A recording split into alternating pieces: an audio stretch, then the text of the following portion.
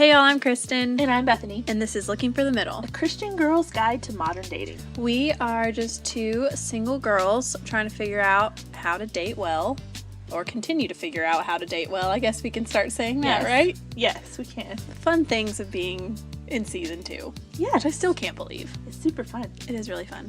We hope saying that. Everything is either super fun or really super exciting. I know we need to come up with new adjectives. Well, we hope y'all had a great Valentine's Day. I watched Les Mis for the first time on Valentine's Day, which I do not recommend. You said you wanted to watch it. I really did want to watch the movie, and it was a great movie, but I felt so depressed afterwards that I had to watch Friends. I was at Bethany's house, and it's depressing. It is, but it's Valentine's Day, so it's what it's for. Sure. No. Well, hope y'all had a better Valentine's Day. It was fine. Yeah, it was fun. There was ice cream involved. That makes it better. And cookie cake. Yes. So we are continuing our mini-series on online dating, where Bethany is our little guinea pig. You're welcome. Where she's going through the process, and I have the easy job of just asking her questions about it. Yeah, next time you trick me into something like this, give me a little more heads up. Yeah. I'm joking. Maybe not. Totally joking. Yeah. I think you said this in the last episode, but I do want to kind of reiterate. We're taking this seriously. It's not just, let's go online and, mess around and not really take it seriously. I was planning to get back online at the first of the year anyway, and we just thought this would be a great kind of behind-the-scenes look for anyone who might be considering it but doesn't really know. So we are taking it seriously, or I'm taking it seriously. Yes. I'm the one on there. It's not just a joke, even though we kind of laugh about me being a guinea pig. It's for real. Yeah, there's a really genuine heart behind it. Yeah. So I've got some really great questions for Bethany today. But before we get into that, we have our question of the day, which is my turn. Okay. Okay, so Bethany, aside from social media and Safari, what app do you use every day and why? Or check every day? Aside from no Facebook, Instagram. And then no browser. Yeah, and no email. I was going to say email can't Don't be in say there email either. Or your alarm clock. Don't do that either. I don't even know if I want to admit it. It's kind of embarrassing. What is it? Well, I have this game on my phone that I really like to play. Is this your golf game? Yes! Oh my gosh. I should have known. You should have known this. Y'all give me the hardest time about this. But it's a really fun game. You're playing a hole of golf against someone in real time. So there's an actual competitive element to it. I hate those games that you play where you literally can't win. Like Candy Crush, the levels keep going and going and going and going. You can't win. So you win. It's against a real person, and my dad got me hooked on it. Can I blame him? Yes, you can. It's super fun. You totally can. So what's yours? Mine is Time Hop. Oh, yeah. I check it every day. Have that app. So I am on a 2-year streak right now. It tells you? Yeah, it tells you how many days in a row you've checked it. So now I'm obviously I have to keep the streak going. So it's been over 2 years. Going for the world record? Yes, basically. For those of you who don't know, Time Hop, you link it to all of your social media accounts and your camera roll, and it pulls up things you either posted or pictures you took from that day in previous years. Oh, wow. I'm at the point now where I'm on 10 years on Facebook because I was 14, 15 when I got my Facebook. It's very hilarious what I thought was appropriate to share with the world on social media. You can also tell when my mom was not on social media and then when she was, based on what I posted. That is hilarious. So I would do all these angsty song lyrics and stuff. My mom was only ever on social media, I guess, after I was old enough for it to not must be nice. Matter. Must be nice. My mom got on it much quicker than I would have liked. That's hilarious. It's fine. But it is a fun app. Plus, I'm a huge fan of nostalgia. So right up your alley. Yes. Okay. That was fun. It was fun. Slightly embarrassing, but it's fine. Yes. I'll get over it. It's okay. Well, that's a great segue into my first question. Okay, what is it? Let me have it. As you're setting up your profile, let's start with, I know eHarmony's been kind of our go-to. That's one of the main ones you're checking.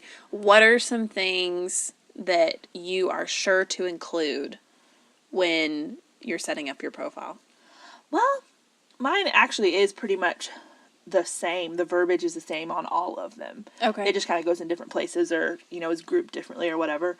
But the two biggest things, if we're going to talk about eHarmony, that they ask are, what are you most passionate about, and what's the most important quality you look for in another person? Those are two big ones. They're right at the top of the profile that you should definitely fill out. They ask a whole host of other questions too. The only other one that I fill out, like, completely, really, is they ask, how do you typically spend your leisure time?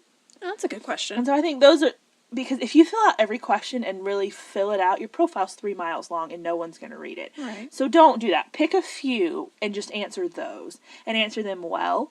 I think it's important to give people, and this is what I look for in other people's profiles too, but give people not just like this list of facts about you, but kind of a picture of what your life looks like in a nutshell. Does that make sense? Yeah, no, that's a good point. So I have on there little things that will cover an array of interests that I have. Sports, photography, true crime podcasts, Oreos, because I love those. Obviously. Football. Football's on there. And then I also have in there that my faith is important, because that's something I kind of reiterate that a few times, because everyone says, oh, God's important, or I believe in God. Or around here, you'll see a lot of profiles from people that say, I have really strong Christian values. Which does not mean they've stepped foot in a church in the last 5 years. Everyone around here adheres to a Southern Christian ethic, more or less. And so that doesn't mean it. So I try to reiterate that in my profile so that it can be seen that it's genuine and it really is an important part of my life. So I hit on that in the thing I'm passionate about is that I'm passionate about the gospel. And then in the thing that I'm looking for, or the most important thing in someone else, is that he has a true relationship with Christ. And I kind of know that that's the most important thing, but then it doesn't hurt if he likes sports and random road trips and going to movies and things like that. I just hit on those really fast so that you can see that that's not, I don't literally sit around and read my Bible 24/7. Right. Does that make sense? Like, you can kind of see that there's a full life there, and then when it talks about how do you typically spend your leisure time, everyone and their mom puts in their profile that they love to hang out with their friends. I get it, we all do. And so I've got on mine, I love to hang out with my friends, and I think I've got a little, like, parenthetical statement that's like, but I'm the first girl that you saw with that in her profile, like, kind of joking about, okay, I know everybody says this, and then I kind of go into, here are some things that I like to do with my friends. So it kind of takes it from this statement that everyone says to, here's what my life looks like, here's what we do, here's how I go through, a typical week. So I think that's important, just kind of give someone an idea of what your life looks like. But keep it short. You don't want to go on forever, which is something I really struggle with. I'm sure y'all wouldn't have guessed that. I have to really pare it down and keep it short and compact. But then I also try to, and I think this is really important, when you're creating your profile, put something in it or a couple of things that will give people an easy first message to send you. Like, give them something that they could ask you more about. Or comment on, or things like that. I've got, for example, mine, we all know I love The Office. So I've got a funny little statement at the bottom of mine that's like, if you love The Office too, please move to the front of the line. Like, so if there's someone who likes that, that's an easy comment or something to comment on. What else do I have? I mentioned a couple of places that I really like to go to movies. I get a lot of questions off the bat that are, what movies have you seen lately? Or what's a good movie you would recommend? So that's obviously an effective thing that I've got in there because I get messages based off of that. And then also, I would try to put something in there that's very uniquely you. Like I said before, I'm obsessed with Oreos. I love them. Now, that's not unique to me. Lots of people love Oreos, but not many people to the extent that I do. And so I have something in my profile about loving Oreos. Yeah. People comment on that a lot too. Yeah. So things that are unique that they can easily comment on, I think are important. And that makes you stand out. Yes, you want people, because if you just have in your profile, like we're saying, I love my family and I love to hang out with my friends. Everybody says that. Why should someone want to talk to you? Mm-hmm. Unless you have pictures, you're a supermodel. Yeah. You're not going to stand out. Right. Newsflash, I'm not. So. Oh, gosh. So, you have to have something in there that makes you stand out, that's memorable. Don't try to be too funny. Yeah. Then it just the looks like you're trying too hard thing. Yeah. Just be careful with the balance there. But I will say one thing that I do love about, I've read through your profile, obviously, that when you read it, it sounds like how you talk. And so I think that's a really good thing if you can do. I know in school we were told to never write like we talk, but this is one of those instances where I think it gives personality to your profile. It gives it some life, and it's not just bullet point lists or, like you said, just a bunch of facts about you, where they can kind of get a sense of who you you are and what you're like, Yep. just from reading the tone That's a of really your good profile. point. You can tell. It's okay to end a sentence in a preposition. It's okay to... It's if you're listing informal. some things that maybe they're not full sentences. I wouldn't go so far as to write your profile like you would text someone. Yeah. Use full words. Don't abbreviate Yes, words. definitely. Spell check it. Oh, don't even get me started. Did we touch on this last time? I don't know if we talked about grammar or not, Gosh, I'm pretty sure we did. but it is a deal Proofread breaker. your profile. Get someone else that, if you're not good at proofreading, find an English lover in your life and get them to proofread it, because I don't know if guys are a stickler about that, but I know a lot of girls who are. It's a big deal. Yeah. For girls especially. So yeah. Yes. A little tip there. Yeah. No, those are great. Cool. So now that we've kind of talked about what you put in your profile, Okay. let's say you come across a guy that you're like, oh, I'd be interested in talking to him. How do you, one, start a conversation with him, or let's talk a little bit about that, and how do you maintain it, is the direction we're going to go. So I know a lot of these sites do it differently, but you can either like wink at somebody or smile at someone or flirt or whatever it is. It's basically just kind of giving somebody a nudge that you're interested without actually saying anything to them. So how do you decipher between, okay, this guy, I'm just going to wink at him and see if he messages me, versus, oh, I'm going to go ahead and message this guy? How do you make that distinction? I think the distinction is basically in the tone of how you said that even. If you read a profile and you're like, he's okay, I'm just going to wink at him. Kind of how you said that. Okay. Or if you read I didn't even do that on purpose. If you read his profile and you're like, oh, I'm impressed, I'll go ahead and message him. That's kind the of divider. The one where, if I read a profile, I'm like, oh, he's interesting. Okay, maybe, I don't know, whatever. I'll send him a wink, and if he's interested too, then we'll go from there. If there's a guy where I'm really impressed with his profile, then I'll message him, being like, hey, I'm here. Yeah. Notice me, kind of thing. Well, and can you talk a little bit, too, about, I know we've touched a little bit on this in past episodes, but girls can sometimes be, including myself, can be very tentative to make the first move, but I feel like with online dating, it's very different because of just the way it's set up. So how do you kind of get over that hump of, oh, it's okay for me to reach out to him if I want to, or it's okay if I kind of nudge him a little bit? Yeah. It's not, I think of it this way. If you're in a room with 50 people and you want to talk to a guy, you just go talk to him. Yeah. It's kind of the same thing. You're in this online room and you want to talk to this guy, so talk to him. You're not proposing marriage. Yeah. It's not that kind of thing. You're just saying, hey, I liked what I read. Tell me more. Yeah.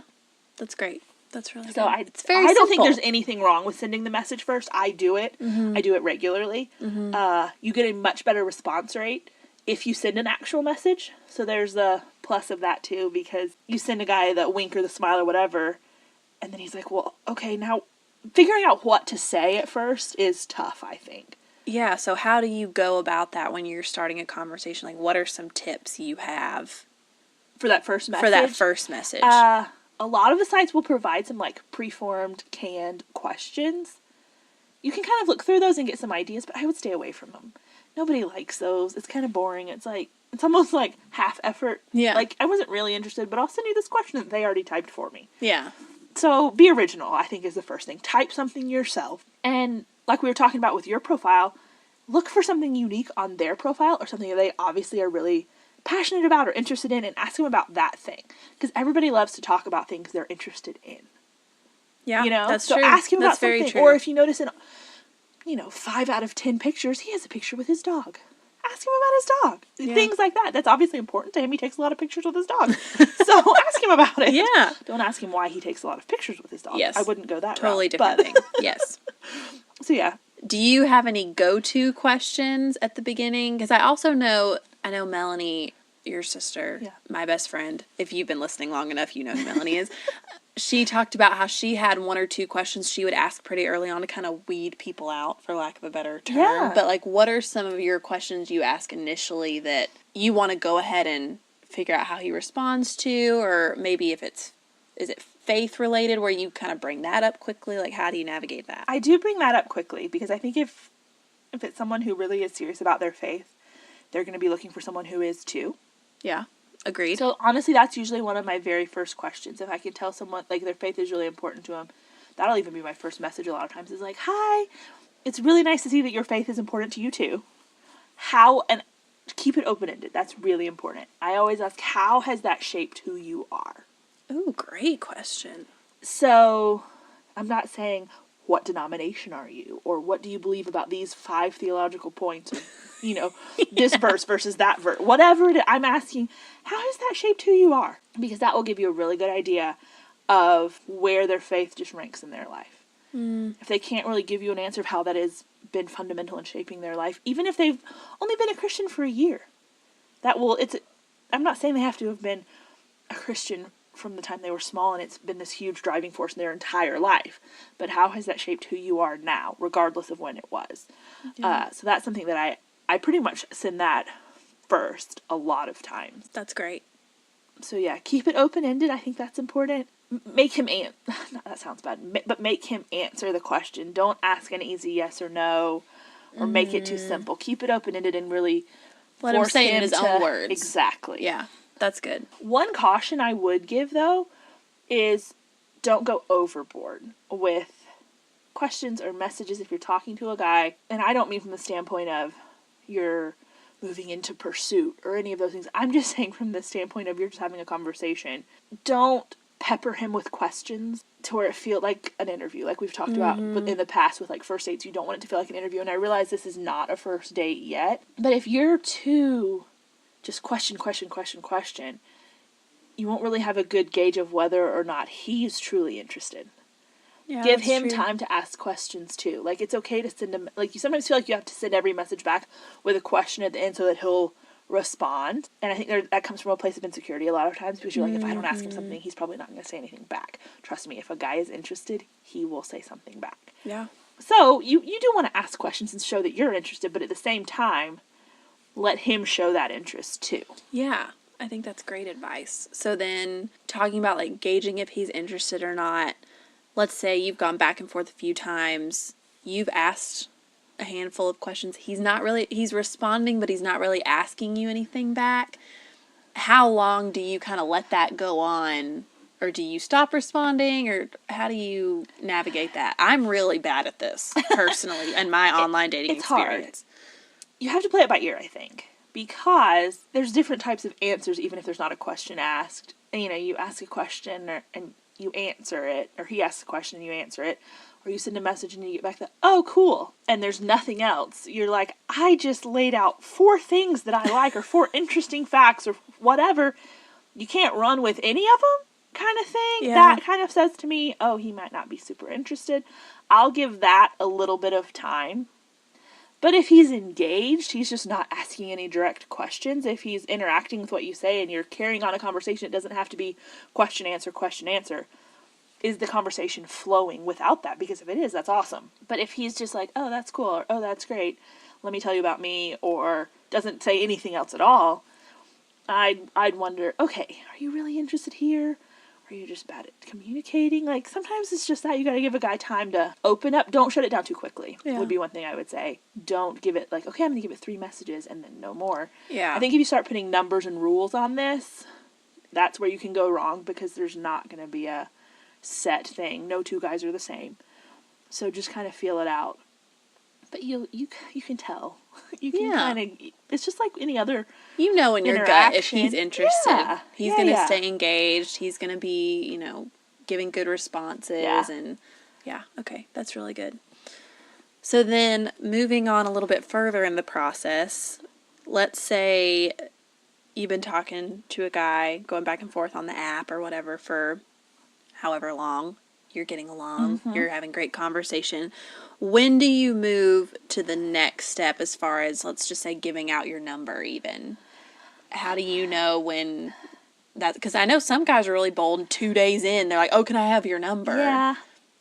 Like, my roommate was talking about this last night because she's on a dating app right now, and, I mean, a lot of this is basically just like texting. Yes. So...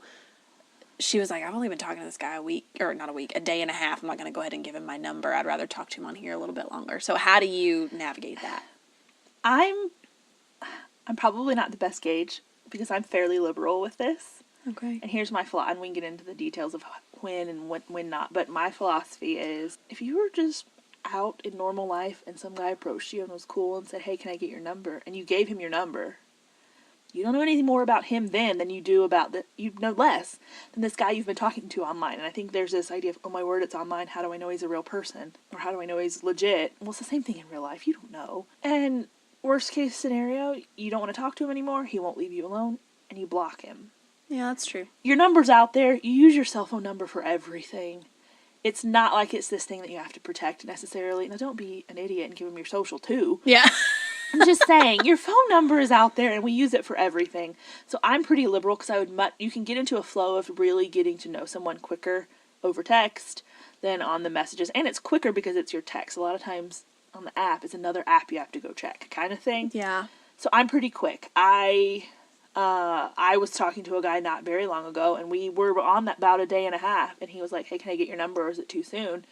I was like, I'm okay with texting. Like, that's fine. I gave him my number. Which I love how he asked that question, too. Yes, It's like, hey, I want it, but if it's too soon, like, that's cool. That was a good indicator because I was like, oh, he's cognizant of the fact that it hasn't been very long and that might not be okay. So that was, honestly, that even was more like, oh, I don't mind giving him my number. On the flip side, I was talking to a guy for about a day and a half, and I had just answered a question for him, like, really in detail. And kind of like you were saying, he was like, okay, cool. What's your number? I want to text you. And I was just like, excuse me? Like, no. Try again. So, yeah, that was kind of it. I was like, you don't know me like that. We're not going to. So you have to kind of gauge it. You can tell, just like with any other interaction, you can tell when a guy's truly interested in getting to know you and wants to text you or talk on the phone because it would further that, or when they want something else. Yeah.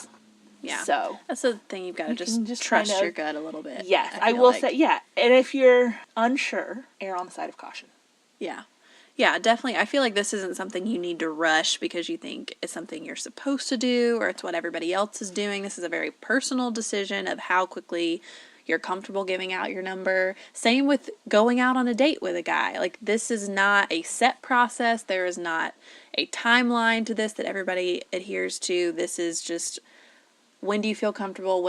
How do you feel like it's going? And this is something where you really do, like you said, you just trust your gut a little bit with this. And if it feels weird or it feels off, pay attention to that. And if it's not, then okay, then you just move forward step by step. Well, and sometimes if I've kind of been on the fence, I've said to guys, hey, I'd rather just keep talking on here a little bit longer before I give out my number and then gauge their reaction to that. That's true. That's a great idea. Because I've talked to guys who are super understanding. They're like, that's totally fine. I'd be glad to talk to you on here. And they it continues right on. Normally those guys end up getting my phone number. Mm-hmm. I've also talked to guys who, literally, I talked to one guy and I told him, hey, we've only been talking for an afternoon. I don't really want to give you my number. And I got back, okay, ... And then he came back with this other, like, super snarky comment. And I was like, I was a little snarky back.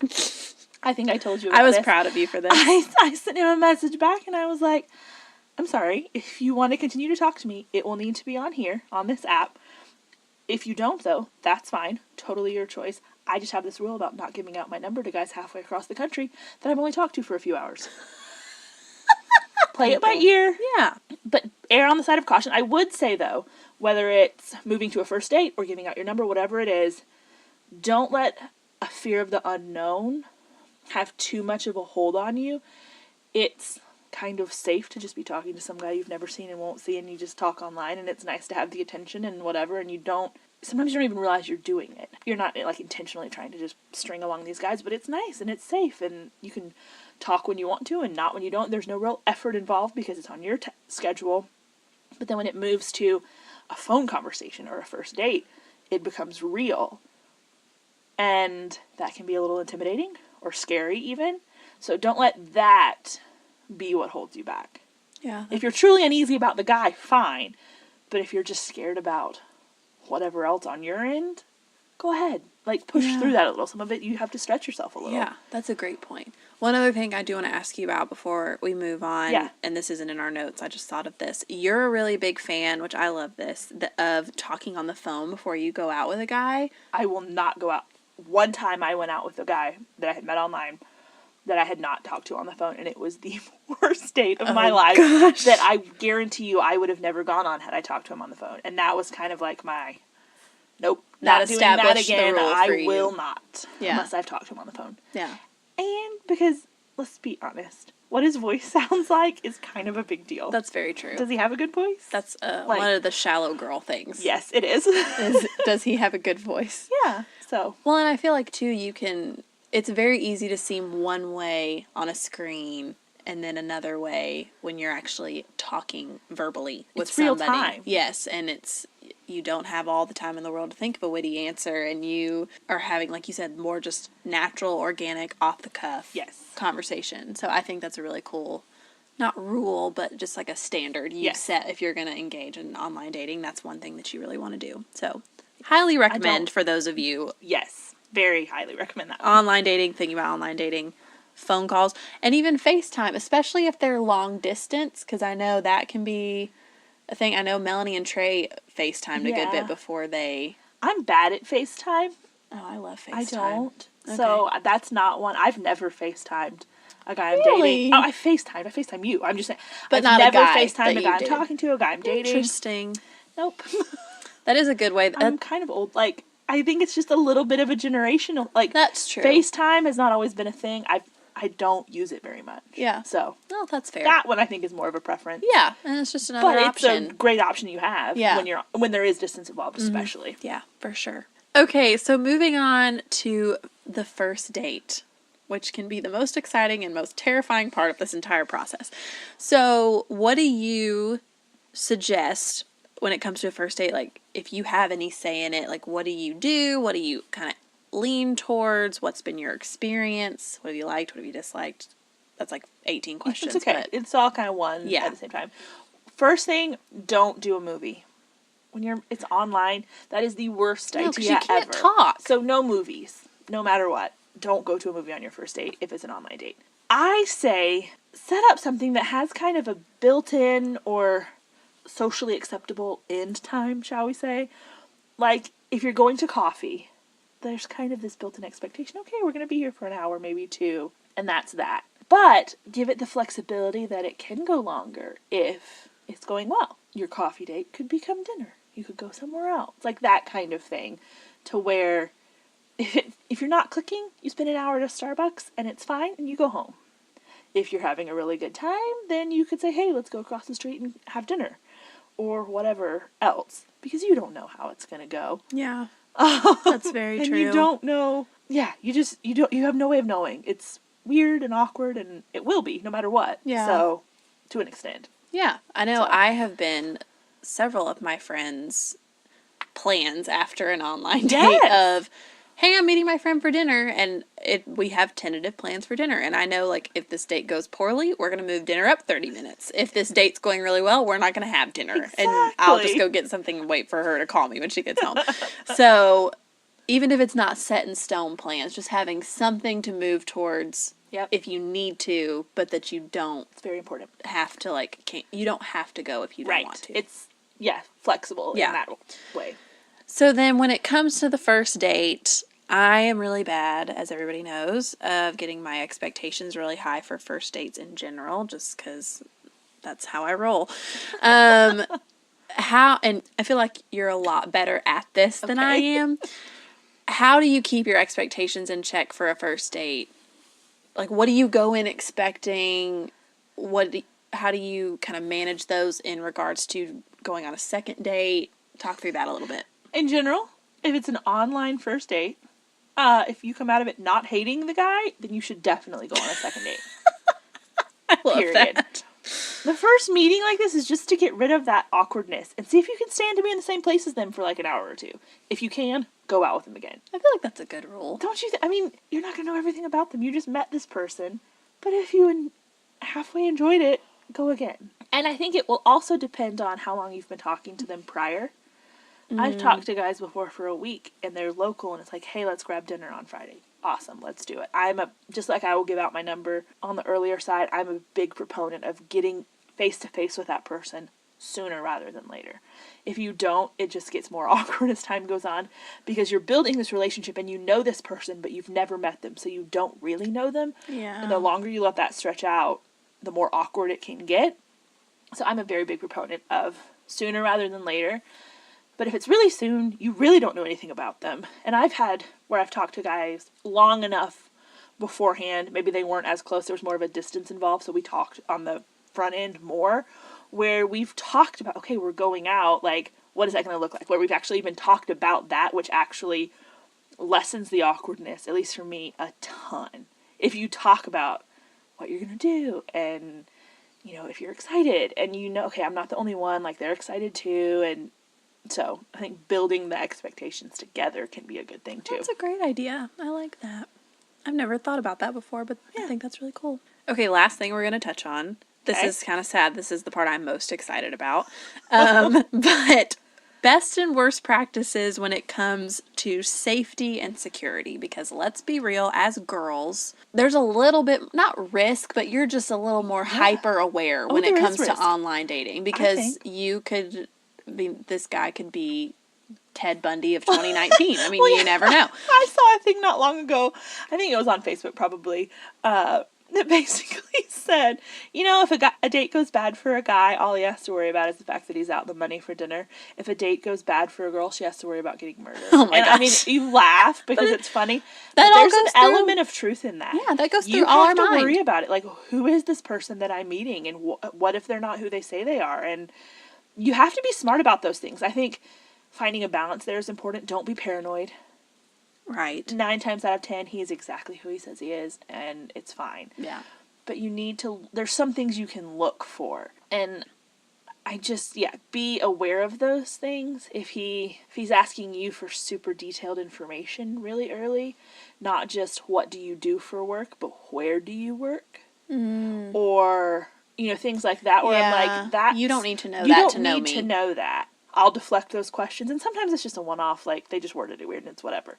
But that kind of puts me on guard a little if they ask very specific questions like that really early. So just watch out for that. If they're pressuring you to meet, to talk on the phone, to whatever, I'd be careful there too. Yeah. If at any point he asks you for pictures, and I don't mean even just inappropriate ones, if you've got 7 or 8 pictures on your profile and he's asking for more, yeah, all done. Yeah, he's got plenty. If you've got one, okay, maybe. Yeah. But even then, it's still kind of a weird and I don't, that's what I'm saying, I'm not meaning like inappropriate ones, I'm meaning just like, just more pictures of you in general. No. So just watch out for those things, and if what he's telling you doesn't quite seem to add up too, just kind of being on guard with that. Yeah, and just be aware. Yeah. And then once you get to the point of actually going on a date, if there's any sort of distance involved, like you're meeting him wherever, share your location with a friend. You can do it straight from your phone. They know where you are all the time. And this isn't a bad idea, even if there's not distance involved, really. Yeah. Especially if there is distance involved and you're not familiar with the area and you don't really know where you're going. Yeah. But even if it's just around town, it's not a bad idea. Yeah. And then I think it's a good idea, and this kind of goes back to what we were saying before, have that general built-in time frame so that you can tell a friend, hey, I should be back by this time. Mm-hmm. If that changes, let the friend know. Yes. Which I'm horrible at doing. Yes, she is. Oh, my word. Okay, so I am typically the, hey, Kristen, I'm going on a date. This is what I'm supposed to be gone. So I'm also, they're like, I tell them, hey, if it's going bad, send me a bad emoji and I will call you. Like, your apartment can be on fire. Your dog could have died. You don't have a dog, but we'll make it work. But Bethany and both her sisters, I have had so many issues with. I've done a drive-by of a parking lot before with one of them. I have blown up their phone because I haven't heard anything. So it's a very good idea to not only let your friends know where you're going, but to keep them updated if plans get extended. That you're alive. Yes, my last boyfriend, our first date, there was a little bit of a distance involved, so I had let Kristen and then both of my sisters knew we were going. And it was going well. I didn't really think about it. It was fine. I wasn't worried. I was safe. It was fine. So I didn't think about it. And we had been together for a few hours, and I looked at my phone. I literally had a call from Kristen, a call from both of my sisters. My mom had called. Kristen texted me. Mel texted me. And they were escalating. It was basically like, are you alive? Are you alive? Because you were an hour and a half away, too. So you weren't close. It wasn't. So I literally told him, I was like, oh my word, my family thinks I'm dead. I need to call them really quickly. Hold, please. And so so I may have called Mel. I don't remember who I called, but I was like, okay. I think you did, because then Melanie called me. Well, I told her, I was like, here's the list of all the other people who have called. Can you please get information to all of them that I am alive and well? Thank you. Thank you. Goodbye. So yeah, keep them updated if you've asked them to, Yes, for make sure you're still good. Yes. And then we kind of just touched on this a little bit, but it's totally okay to stalk a guy online before you meet him in person. A little. And you should, I think. Yes, I think it's fine to do your research. I think that this is different in any. You have no way to vouch for him. It's not like you have somebody that knows him, that's introduced y'all, that you can kind of talk to, and you trust that person. Like, this is very there is a certain amount of risk and there really is. A little bit of a risk. So talk about kind of what you look for and what you try to kind of find out about the guy before you go out with him without being creepy. Yeah, well, and I think given my past work history, I worked for a criminal background research and PI company for a lot of years. Comes in very handy if you do want to run a background check on a guy. Yes. Totally kidding. No, I have. Oh, you have? Totally. I've always joked about it, but I actually never have, but you really did. Oh, yeah. Good for you. Oh, I totally, and I told the guy. I was like, hey, here's what I did. I was like, well, I didn't tell him right up. I was like, here's what I used to do for work. I throw this in a lot as a joke, because I'll be like, so if you're a felon, you better tell me now. Ha ha ha, kind of thing. And I don't text that. I say it on the phone, because you can gauge a reaction really well. Oh, that's smart. Like, you can tell if you've totally just thrown someone off and they're actually creepy, or you throw them off and they're just like, oh, I didn't expect that. Like, you can tell a lot from their reaction. But I'm sounding like the worst person ever, but you can tell a lot, because once you know someone's first and last name, and all of the online dating profiles say how old they are, so you know the year they were born. And that's about all you need a lot of times to run a basic background check. And I mean, I'm talking just online. Anyone can go do this. You just have to know where to go do it. Yeah. It's free. Like, you can go run stuff. But, and all it'll tell you is whether or not they're a felon. It's not an in-depth thing, but I can be pretty confident, okay, this person that I'm going to meet is not a felon. Okay. So, but yes, I did. The guy that I joked about that, I did tell him later. I'm like, hey, remember when I said this? I'm like, yeah, I had actually already. I knew. And this is what he was like, how in the world? And so I said, I knew your name. I knew how old you were. And I had asked at some point, hey, have you always lived in such and such? Or have you lived there a long time? So I knew the area that he was in for an extended period of time. And that was enough to check him out, enough to know, okay, this person is not a felon. So I think that's, without being creepy, I think it's important. You need to protect yourself. Smart. And you can tell, and so the ways to get that information, if you want to, you can tell a lot from his pictures. Where he works, a lot of times there'll be a shirt with an emblem on it or a name tag. You can tell where he goes to church if there's a picture in front of a church or at a church. You can tell certain things. His last name a lot of times will be in stuff like that too. And then also, and I don't know if girls do this or not, because I don't see other girls' profiles, but guys' profiles, when they crop their pictures a lot of times, or they're posting pictures, it's ones they've pulled either directly from Instagram or from Snapchat that they have just screenshotted and posted. I don't know if they do that on purpose or if they don't realize they're doing it. But a lot of times there will be a Snapchat or an Instagram handle in a picture that you can then... I don't have Snapchat, so that's not helpful. But Instagram, you can go find them. Okay. So, I think those that's are good, some though, because things. You're not being creepy. You're not going to go say, oh, I went back and looked at the picture you posted in August of 2014. Don't do that. Really liked the shirt you were wearing. No, you don't say stuff like that. But you can be smart and just know who you're going out with, who you're talking to, and being just wise and protecting yourself. Like you said, no one's vouching for him, so you're kind of doing that job for yourself. Mm-hmm. You're finding out, okay, can I vouch for this guy being who he says he is? Yeah, exactly. And, but this is Kristen's favorite part, I think. Yes. She's really good at it, too. I love it so much. I mean, there was this one guy. I'm so proud of We had a first name, and we knew he worked in real estate. Generally in the Atlanta area. And I said, hey, Kristen, do your worst. And within about 30 minutes, we had his Facebook. We had LinkedIn. And that's the big one, is you can find a lot on LinkedIn. So that's... Yes, LinkedIn is my go-to. A good one. When I can't find them on social media. A lot of times you can just Google people, too. Yeah. And the city. Yes, in the city. Typically, if I know your first name, your city, and your work industry, or your college, if you know where they went to college, that really helps, too. Which I think we did with that that one. We knew what college he went to, so. And those are questions that aren't creepy for you to ask, but then you can that'll help you kind of figure out what kind of online presence they have. Well, and I do this with any guy that I'm to the point of going to meet. I will have done something. If I can't find anything, I get a little nervous. Mm-hmm. But I think it's not that weird, because several guys I've told about it later on, like, oh yeah, I totally checked you out. And they're like, well, I would be worried if you didn't. Yeah. Like, you should have. Like, that's okay. And that's the kind of reaction you want, because then they don't have anything to hide if they're not worried about you looking them up. Yes. The only people that are uncomfortable with this are people who have something to hide. Right. Just don't go overboard. Like you said, if you find yourself in 2014 on their Insta, you've gone too far. You just want just enough to know that this person is legit. They are who they say they are. Or they're a genius at faking a whole identity, one or the other. Seriously, which props terrifying too. Yeah, I love how I say that's terrifying, and you're like, props to them. Oh my gosh, I appreciate thoroughness. Yes, no, that's all really good though. I think you've given our listeners a lot of really good takeaways today. Okay, good. I think this is just really good because if you've never done online dating before and you don't really know anybody who's had a lot of experience with it, you have no clue what you're doing. Mm-hmm. You have no clue what's important to say, what's not.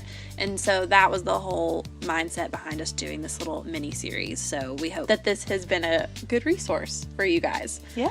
So next week we are going to be interviewing Melanie and Trey, her husband, who she met on eHarmony 3-ish years ago. Probably. I mean, they've been married in the summer. A little over a year. So yeah, I think this summer will be 3 years. Yeah, so 2.5. Yeah. And they're going to be telling us their story of how they met and how long they've been online and how they kind of went from initially talking all the way now to marriage, where she moved to Florida to be his wife. We're fine. It's fine. Fine. I'm not over it. So not over it. But it's going to be a really great conversation. Yeah. And it's a success story, which everybody loves to hear. It was really great. We recorded it, over Christmas break? They were here for Christmas, and so we were like, come over, let's just sit down and talk about this. So it was a really fun time. And to hear both sides of the story at one time was really cool. I hadn't heard a lot of his part of it until then. So that was really good. It was a really cool conversation. I think you guys are really going to like it. Funny stories, the awkward stories. Oh my gosh, yes. Really it makes you feel a lot better about just the whole process of dating and seeing where they came from to where they are now. Yep. So it's going to be really fun. So be sure and come back for that next week. We'll have another couch cast coming out in a couple days to hold you over between our next full episode. So be on the lookout for that. Do you even remember what it's about? Nope. I don't either. Oh well. All right. Well, we'll find out with y'all. We're on top of things, guys. Yep. So until then, I'm Kristen. And I'm Bethany. And this is Looking for the Middle.